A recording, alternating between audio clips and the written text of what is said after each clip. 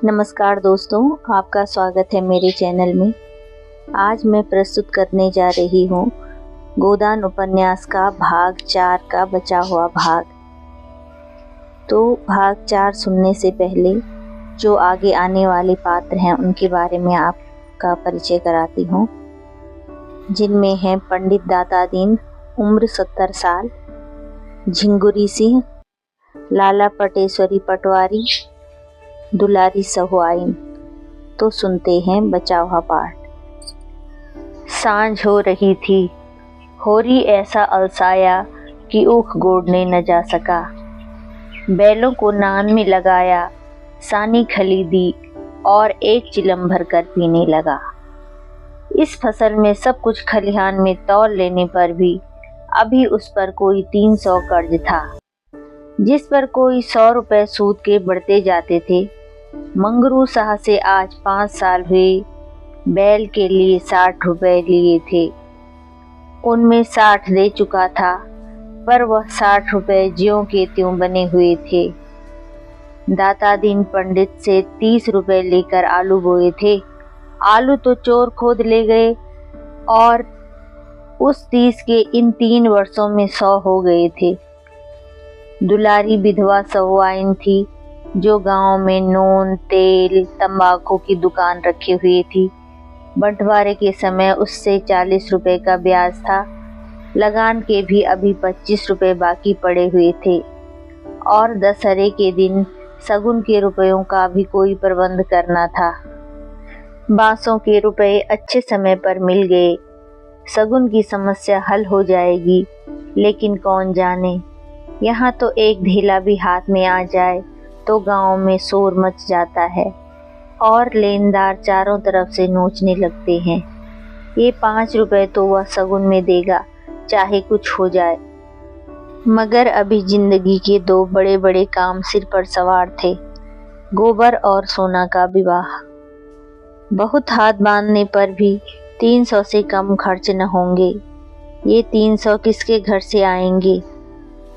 कितना चाहता है कि किसी से 1 पैसा कर्ज न ले, जिसका आता है उसका पाई पाई चुका दे, लेकिन हर तरह का कष्ट उठाने पर भी गला नहीं छूटता। इसी तरह सूद बढ़ता जाएगा और एक दिन उसका घर द्वार सब नीलाम हो जाएगा। उसके बाल बच्चे निराश्रय होकर भीख मांगते फिरेंगे। होरी जब काम धंधे से छुट्टी पाकर चिलम पीने लगता था तो यह चिंता एक काली दीवार की भांति चारों ओर से घेर लेती थी, जिसमें से निकलने की उसे कोई गली न सूझती थी। अगर संतोष था तो यही कि यह विपत्ति अकेले उसी के सर न थी। प्रायः सभी किसानों का यही हाल था। अधिकांश की दशा तो इससे भी बदतर थी। शोभा और हीरा को उससे अलग हुए अभी 3 साल हुए थे, मगर दोनों पर 400 का बोझ लद गया। झिंगुर 2 हल की खेती करता है, उस पर 1000 से कुछ बेसी ही देना है। जियावान महतो के घर भिखारी भीख भी नहीं पाता, लेकिन कर्जे का कोई ठिकाना नहीं। यहाँ कौन बचा है? सहसा सोना और रूपा दोनों दौड़ी हुई आईं और एक साथ बोली, भैया गाय ला रहे हैं। आगे आगे गाय, पीछे पीछे भैया हैं। रूपा ने पहले गोबर को आते देखा था। यह खबर सुनाने की सुर्ख रुई उसे मिलनी चाहिए थी। सोना बराबर की हिस्सेदार हुई जाती है, यह उससे कैसे सहा जाता। उसने आगे बढ़कर कहा, पहले मैंने देखा था, तभी दौड़ी। बहन ने तो पीछे से देखा। सोना इस दावे को स्वीकार न कर सकी। बोली, तूने भैया को कहाँ पहचाना? तू कहती थी कोई गाय भागी आ रही है, मैंने ही कहा भैया हैं। दोनों फिर बाग की तरफ दौड़ी गाय का स्वागत करने के लिए। धनिया और होरी दोनों गाय बांधने का प्रबंध करने लगे। होरी बोला, चलो जल्दी से नान गाड़ दें। धनिया के मुख पर जवानी चमक उठी थी। नहीं, पहले थाली में थोड़ा सा आटा और गुड़ घोल कर रख दें।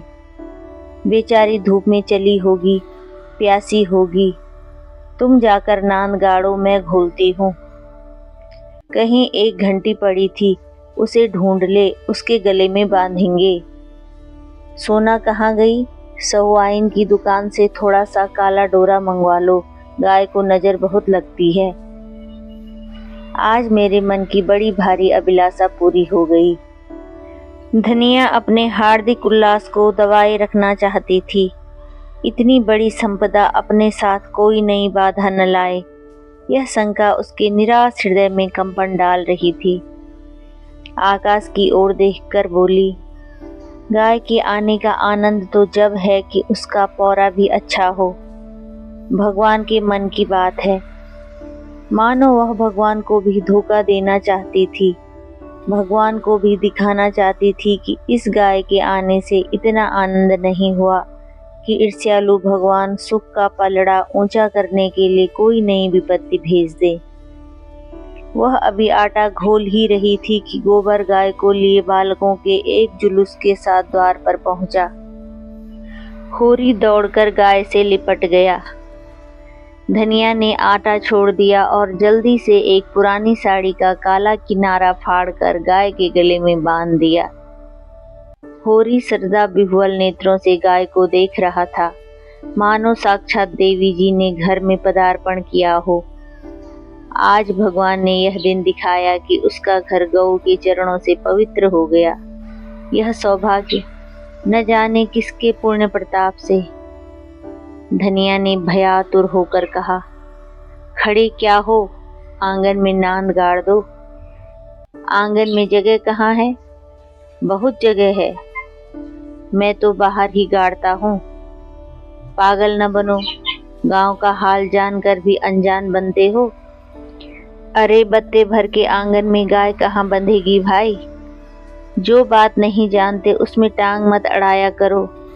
संसार भर की विद्या तुम ही नहीं पढ़े हो। होरी सचमुच आपे में न था। गौ उसके लिए केवल भक्ति और श्रद्धा की वस्तु नहीं, सजीव संपत्ति भी थी। वह उससे अपने द्वार की शोभा और अपने घर का गौरव बढ़ाना चाहता था। वह चाहता था लोग गाय को द्वार पर बंधे देखकर पूछें, यह किसका घर है? लोग कहें होरी महतो का। तभी लड़की वाले भी उसकी विभूति से प्रभावित होंगे। आंगन में बंधी तो कौन देखेगा? धनिया इसके विपरीत सशंक थी। वह गाय को 7 पर्दों के अंदर छिपा कर रखना चाहती थी। अगर गाय 8 पहर कोठरी में रह सकती तो शायद वह उसे बाहर न निकलने देती। यूं हर बात में होरी की जीत होती थी। वह अपने पक्ष पर अड़ जाता था और धनिया को दबना पड़ता था। लेकिन आज धनिया के सामने होरी की एक न चली। धनिया लड़ने पर तैयार हो गई। गोबर, सोना और रूपा, सारा घर होरी के पक्ष में था, पर धनिया ने अकेले सबको परास्त कर दिया। आज उसमें एक विचित्र आत्मविश्वास और होरी में एक विचित्र विनय का उदय हो गया था। मगर तमाशा कैसे रुक सकता था? गाय डोली में बैठकर तो आई न थी। कैसे संभव था कि गांव में इतनी बड़ी बात हो जाए और तमाशा न लगे? जिसने सुना सब काम छोड़कर देखने दौड़ा। यह मामूली देसी गौ नहीं है, भोला के घर से 80 रुपए में आई है। होरी 80 रुपए क्या देंगे? 50-60 रुपए में लाए होंगे। गांव के इतिहास में 50-60 रुपए की गाय का आना भी अभूतपूर्व बात थी। बैल तो 50 रुपए के भी आए, 100 के भी आए, लेकिन गाय के लिए इतनी बड़ी रकम किसान क्या खा के खर्च करेगा? यह तो ग्वालों का ही कलेजा है कि अंजुलियों रुपए गिन आते हैं। गाय क्या है? साक्षात देवी का रूप है। दर्शकों, आलोचकों का तांता लगा हुआ था और होरी दौड़ दौड़ कर सबका सत्कार कर रहा था। इतना विनय, इतना प्रसन्न चित्त वह कभी न था। 70 साल के बूढ़े पंडित दाता दीन लाठियां टेकते हुए आए और पोपले मुंह से बोले, कहाँ हो होरी? तनिक हम भी तो तुम्हारी गाय देख लें, सुना बड़ी सुंदर है। होरी ने दौड़कर पागलपन किया और मन में अभिमान में उल्लास का आनंद उठाता हुआ बड़े सम्मान से आंगन में ले गया। महाराज ने गौ को अपनी पुरानी अनुभवी आंखों से देखा, सींगें देखी, थन देखा और घनी सफेद भौहों के नीचे छिपी हुई आंखों में जवानी की उमंग भरकर बोले, कोई दोष नहीं है बेटा, बाल भौरी सब ठीक, भगवान चाहेंगे तो तुम्हारे भाग खुल जाएंगे। ऐसे अच्छे लक्षण हैं कि वाह, रातिब न कम होने पावे, एक एक बाछा 100-100 का होगा। होरी ने आनंद के सागर में डुबकियां खाते हुए कहा, सब आपका आशीर्वाद है दादा। दाता दीन ने सुरती के पीक थूकते हुए कहा, मेरा आशीर्वाद नहीं बेटा, भगवान की दया है, यह सब प्रभु की दया है। रुपए नगद दिए? होरी ने बेपरकी उड़ाई। अपने महाराज के सामने भी अपने समृद्धि प्रदर्शन का ऐसा अवसर पाकर वह कैसे छोड़े।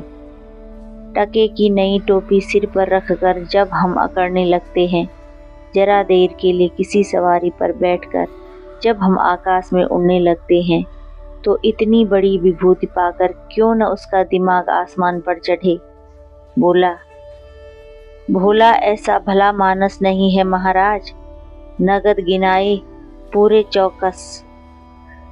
अपने महाराज के सामने यह डींग मारकर होरी ने नादानी तो की थी, पर दाता दीन के मुख पर असंतोष का कोई चिन्ह न दिखाई दिया। इस कथन में कितना सत्य है उनकी उन बुझी आंखों में छिपा न रह सका, जिनमें ज्योति की जगह अनुभव छिपा बैठा था।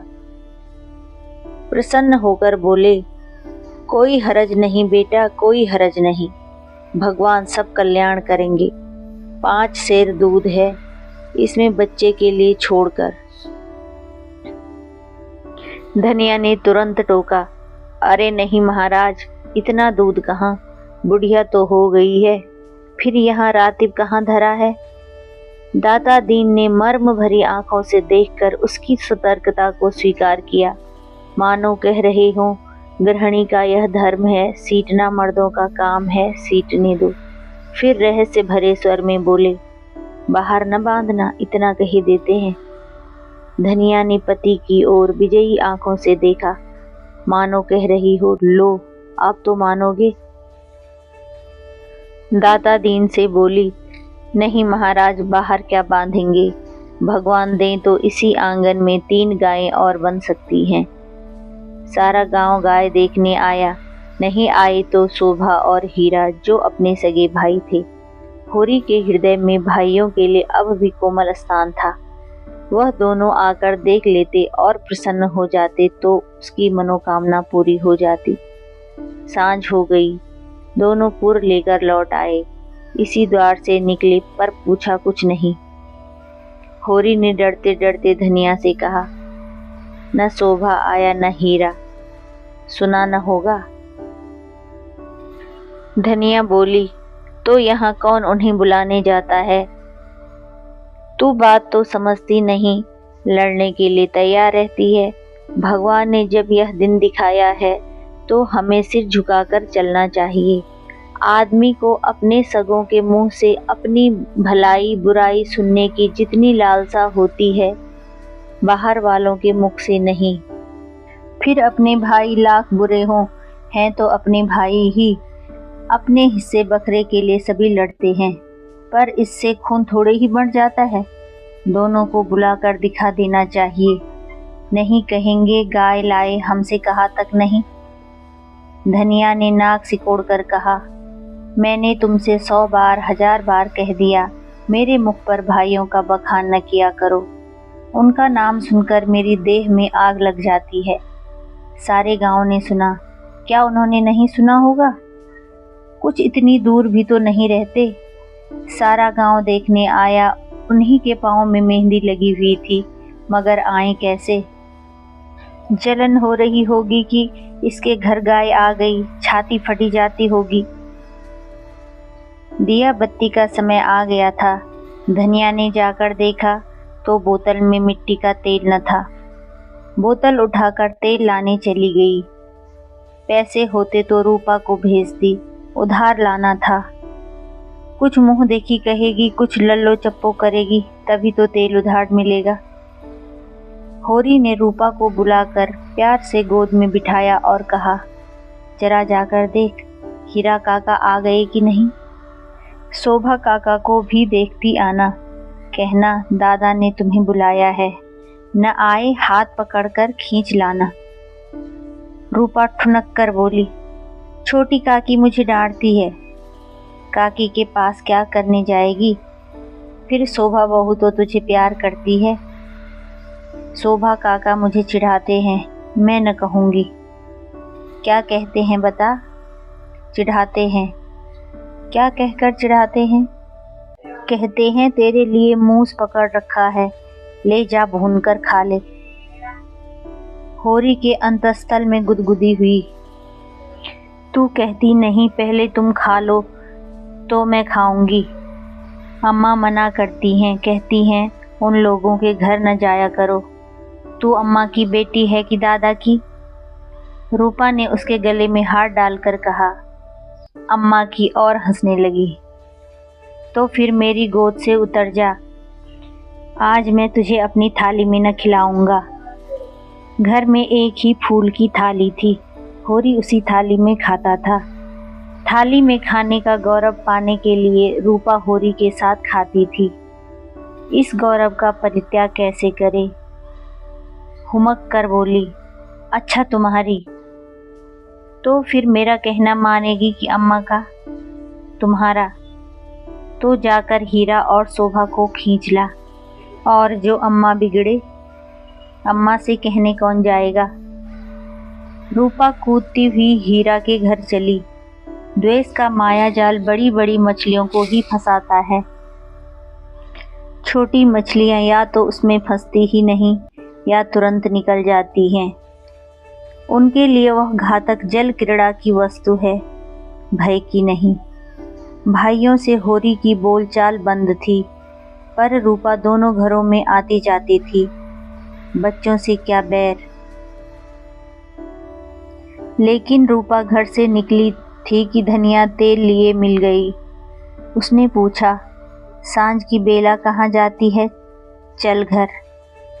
लेकिन रूपा माँ को प्रसन्न करने के प्रलोभन को न रोक सकी। धनिया ने डांटा, चल घर, किसी को बुलाने नहीं जाना है। रूपा का हाथ पकड़ते हुए वह घर आई और होरी से बोली, मैंने तुमसे 1000 बार कह दिया, मेरे लड़कों को किसी के घर न भेजा करो। किसी ने कुछ कर करा दिया तो मैं तुम्हें लेकर चाटूंगी। ऐसा ही बड़ा प्रेम है तो आप क्यों नहीं जाते। अभी पेट नहीं भरा, जान पड़ता है। होरी नान जमा रहा था, हाथों में मिट्टी लपेटे हुए अज्ञान का अभिनय करके बोला, किस बात पर बिगड़ती है भाई। यह तो अच्छा नहीं लगता कि अंधे कुकर की तरह हवा को भूखा करें। धनिया को कुप्पी में तेल डालना था, इस समय झगड़ा न बढ़ाना चाहती थी। रूपा भी लड़कों में जा मिली। पहर रात से ज़्यादा जा चुकी थी, नान गड़ चुकी थी, सानी और खली डाल दी गई थी। गाय मन मारे उदास बैठी थी, जैसे कोई वधू ससुराल आई हो। नान में मुंह तक न डालती थी। होरी और गोबर खाकर आधी आधी रोटियां उसके लिए लाए, पर उसने सूंघा तक नहीं। मगर यह कोई नई बात न थी। जानवरों को भी बहुधा घर छूट जाने पर दुख होता है। होरी बाहर खाट पर बैठकर चिलम पीने लगा, तो फिर भाइयों की याद आई। नहीं, आज इस शुभ अवसर पर वह भाइयों की उपेक्षा नहीं कर सकता। उसका हृदय यह विभूति पाकर विशाल हो गया था। भाइयों से अलग हो गया तो क्या हुआ, उनका दुश्मन तो नहीं है। यही गाय 3 साल पहले आई होती तो सभी का उस पर बराबर अधिकार होता। और कल को यही गाय दूध देने लगेगी तो क्या वह भाइयों के घर दूध न भेजेगा या दही न भेजेगा। ऐसा तो उसका धर्म नहीं है।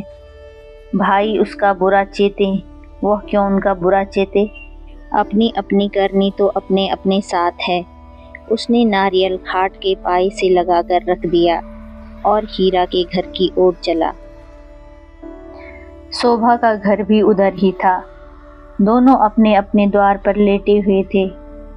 काफी अंधेरा था। होरी पर उनमें से किसी की निगाह नहीं पड़ी। दोनों में कुछ बातें हो रही थी। होरी ठिठक गया और उनकी बातें सुनने लगा। ऐसा आदमी कहाँ है जो अपनी चर्चा सुनकर टाल जाए। हीरा ने कहा, जब तक एक में थे एक बकरी भी नहीं ली, अब पछाई गाय ली जाती है। भाई का हक मार कर किसी को फलते फूलते नहीं देखा। शोभा बोला, यह तुम अन्याय कर रहे हो हीरा। भैया ने एक एक पैसे का हिसाब दे दिया था। यह मैं कभी न मानूंगा कि उन्होंने पहले की कमाई छिपा रखी थी। तुम मानो चाहे न मानो, है वह पहले की कमाई। किसी पर झूठा इल्जाम न लगाना चाहिए। अच्छा, तो यह रुपए कहाँ से आ गए? कहाँ से खून बरस पड़ा? उतने ही खेत तो हमारे पास भी हैं, उतनी ही उपज हमारी भी है। फिर क्यों हमारे पास कफन को कौड़ी नहीं और उनके घर नई गाय आती है? उधार लाए होंगे। भोला उधार देने वाला आदमी नहीं है। कुछ भी हो, गाय है बड़ी सुंदर। गोबर लिए जाता था तो मैंने रास्ते में देखा। बेईमानी का धन जैसे आता है वैसे ही जाता है। भगवान चाहेंगे तो बहुत दिन गाय घर में न रहेगी। होरी से और न सुना गया। वह बीती बातों को विसार कर अपने हृदय में स्नेह और सौहार्द भरे भाइयों के पास आया था।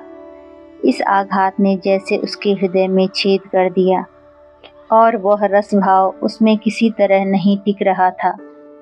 लत्ते और चिथड़े ठूंस कर अब उस प्रवाह को नहीं रोक सकता। जी में एक उबाल आया कि उसी क्षण इस आक्षेप का जवाब दे, लेकिन बात बढ़ जाने के भय से चुप रह गया।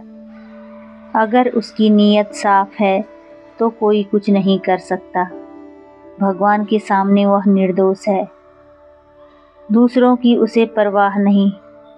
उल्टे पांव लौट आया और वह जला हुआ तंबाकू पीने लगा। लेकिन जैसे यह विष प्रतिरक्षण उसकी धमनियों में फैलता जाता था। उसने सो जाने का प्रयास किया पर नींद न आई। बैलों के पास जाकर उन्हें सहलाने लगा।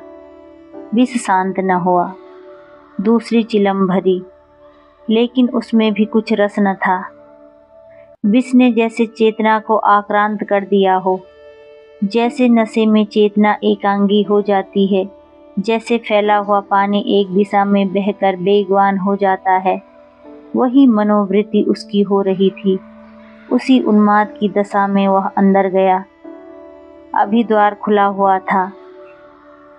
आंगन में एक किनारे चटाई पर लेटी हुई धनिया सोना से देह दबवा रही थी और रूपा जो रोज सांझ होते ही सो जाती थी, आज खड़ी गाय का मुंह सहला रही थी।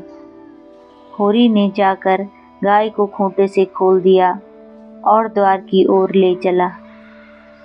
वह इसी वक्त गाय को भोला के घर पहुंचाने का दृढ़ निश्चय कर चुका था। इतना बड़ा कलंक सिर पर लेकर वह अब गाय को घर में नहीं रख सकता, किसी तरह नहीं। धनिया ने पूछा, कहाँ लिए जाते हो रात को? होरी ने एक पग बढ़ाकर कहा, ले जाता हूँ भोला के घर, लौटा दूंगा। धनिया को विस्मय हुआ। उठकर सामने आ गई और बोली, लौटा क्यों दोगे? लौटाने के लिए ही लाए थे? हाँ, इसके लौटा देने में ही कुशल है। क्यों, क्या बात है? इतने अरमान से लाए और अब लौटाने जा रहे हो? क्या भोला रुपए मांगते हैं? नहीं, भोला यहाँ कब आया? तो फिर क्या बात हुई? क्या करोगी पूछकर? धनिया ने लपक कर पगैया उसके हाथ से छीन ली। उसकी चपल बुद्धि ने जैसे उड़ती हुई चिड़िया पकड़ ली।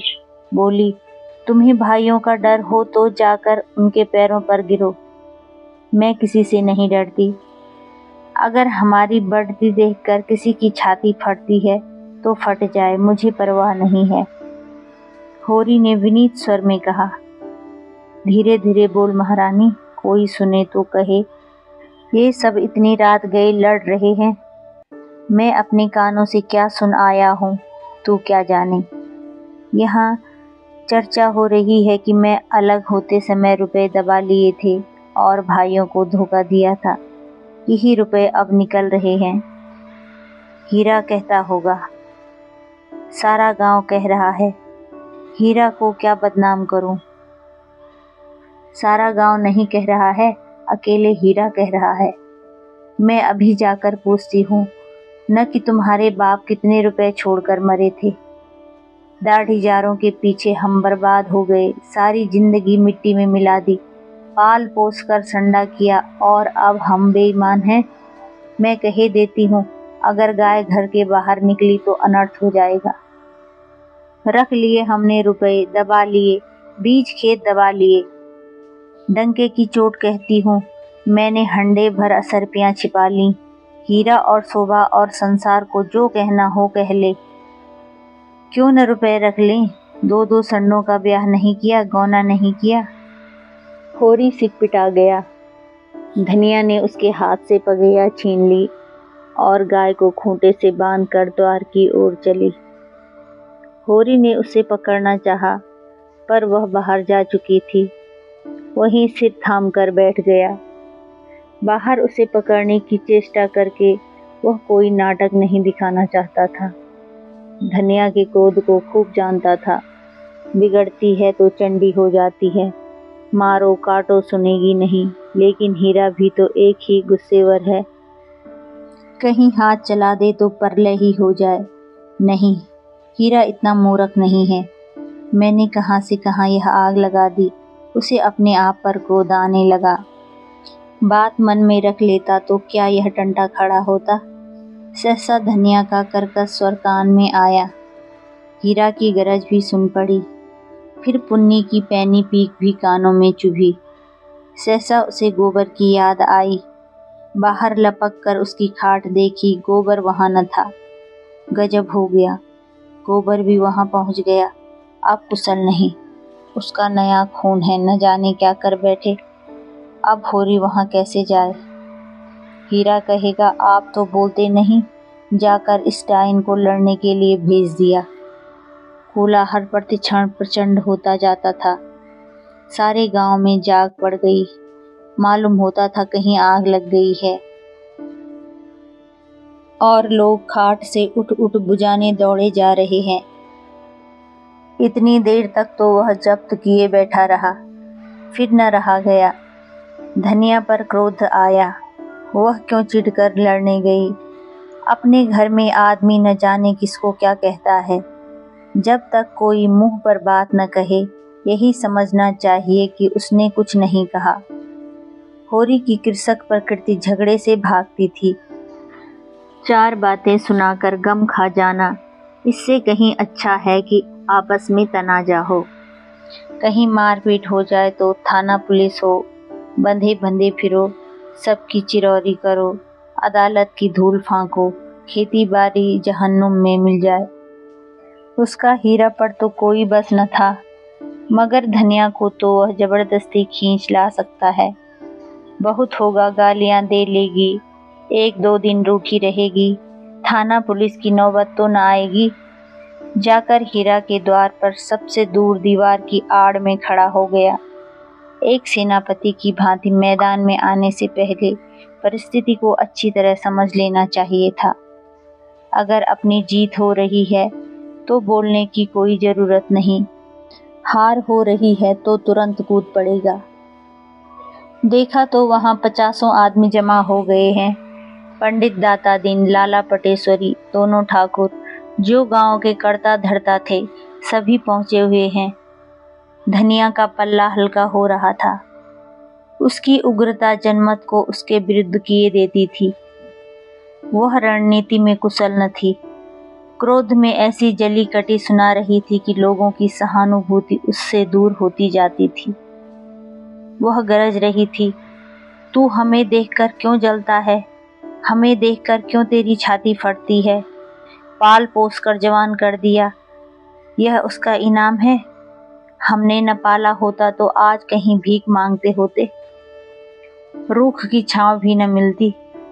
होरी को ये शब्द ज्यादा कठोर जान पड़े। भाइयों का पालना पोसना तो उसका धर्म था। उसके हिस्से की जायदाद तो उसके हाथ में थी। कैसे न पालता पोसता, दुनिया में कहीं मुंह दिखाने लायक रहता। हीरा ने जवाब दिया, हम किसी का कुछ नहीं जानते। तेरे घर में कुत्तों की तरह एक टुकड़ा खाते थे और दिन दिन भर काम करते थे। जाना ही नहीं कि लड़कपन और जवानी कैसे होती है। दिन दिन भर सूखा गोबर बिना करते थे, उस पर भी तू बिना 10 गाली दिए रोटी न देती थी। तेरी जैसी राक्षसिन के हाथ में पड़कर जिंदगी तलख हो गई। धनिया और भी तेज हुई, जवान संभाल, नहीं जीभ खींच लूंगी। राक्षसिन तेरी औरत होगी, तू है किसी फेर में मुंडी काटे टुकड़े खोर नमक हराम। दाता दीन ने टोका, इतना कटु वचन क्यों कहती है धनिया? नारी का धर्म है कि गम खाए, वह तो उजड़ है, क्यों उसके मुंह लगती है? लाला पटेश्वरी पटवारी ने उसका समर्थन किया। बात का जवाब बात है, गाली नहीं। तूने लड़कपन में उसे पाला पोसा, लेकिन यह क्यों भूल जाती है कि उसकी जायदाद तेरे हाथ में थी? धनिया ने समझा, सब के सब मिलकर मुझे नीचा दिखाना चाहते हैं। चौमुख लड़ाई लड़ने के लिए तैयार हो गई। अच्छा रहने दो लाला, मैं सबको पहचानती हूँ। इस गांव में रहते 20 साल हो गए, एक एक की नस नस पहचानती हूँ। मैं गाली दे रही हूँ, वह फूल बरसा रहा है, क्यों? दुलारी सौवाइन ने आग पर घी डाला। बाकी बड़ी गाल दराज औरत है भाई, मर्द के मुंह लगती है। होरी ही जैसा मर्द है कि इसका निबाह होता है। दूसरा मर्द होता तो एक दिन न पड़ती। अगर हीरा इस समय जरा नरम हो जाता तो उसकी जीत हो जाती, लेकिन ये गालियां सुनकर आपे से बाहर हो गया। औरत को अपने पक्ष में देखकर वह कुछ शेर हो रहा था। गला फाड़कर बोला, चली जा मेरे द्वार से, नहीं जूतों से बात करूंगा, झूंटा पकड़कर उखाड़ लूंगा। गाली देती है डाइन। बेटे का घमंड हो गया है। खून पांसा पलट गया, होरी का खून खौल उठा, बारूद में जैसे चिंगारी पड़ गई हो। आगे आकर बोला, अच्छा बस अब चुप हो जाओ हीरा, अब नहीं सुना जाता। मैं इस औरत को क्या कहूँ? जब मेरी पीठ में धूल लगती है तो इसी के कारण, न जाने क्यों इससे चुप नहीं रहा जाता। चारों ओर से हीरा पर बौछार पड़ने लगी। दाता दीन ने निर्लज्ज कहा, पटेश्वरी ने गुंडा बनाया, झिंगुरी सिंह ने शैतान की उपाधि दी, दुलारी सवाई ने कपूत कहा। एक उद्दंड शब्द ने धनिया का पल्ला हल्का कर दिया था, दूसरे उस शब्द ने हीरा को गच्चे में डाल दिया। पर होरी के संयत वाक्य ने रही सही कसर भी पूरी कर दी। हीरा संभल गया, सारा गांव उसके विरुद्ध हो गया। अब चुप रहने में ही उसकी कुशल है। क्रोध के नशे में भी इतना होश उसे बाकी था। धनिया का कलेजा दूना हो गया। होरी से बोली, सुन लो कान खोल के, भाइयों के लिए मरते हो? ये भाई हैं, ऐसे भाई का मुंह न देखे। यह मुझे जूतों से मारेगा, खिला पिला। होरी ने डांटा, फिर क्यों बक बक करने लगी तू? घर क्यों नहीं जाती? धनिया जमीन पर बैठ गई और आर्त स्वर में बोली, अब तो इसके जूते खा के जाऊंगी। जरा इसकी मर्दुमी देख लूं, कहाँ है गोबर? अब किस दिन काम आएगा? तू देख रहा है बेटा, तेरी माँ को जूते मारे जा रहे हैं। यूं बिलाप करके उसने अपने क्रोध के साथ होरी के क्रोध को भी क्रियाशील बना डाला। आग को फूंक फूंक कर उसमें ज्वाला पैदा कर दी। हीरा पराजित सा पीछे हट गया। पुन्नी उसका हाथ पकड़कर घर की ओर खींच रही थी। सहसा धनिया ने सिंहनी की भांति झपट कर हीरा को इतनी जोर से धक्का दिया कि वह धम से गिर पड़ा और बोली, कहाँ जाता है? जूते मार, मार जूते, देखूं तेरी मर्दुमी। होरी ने दौड़कर उसका हाथ पकड़ लिया और घसीटता हुआ घर ले चला। चौथा भाग यहीं पर समाप्त होता है। फिर मिलते हैं 5वें भाग में।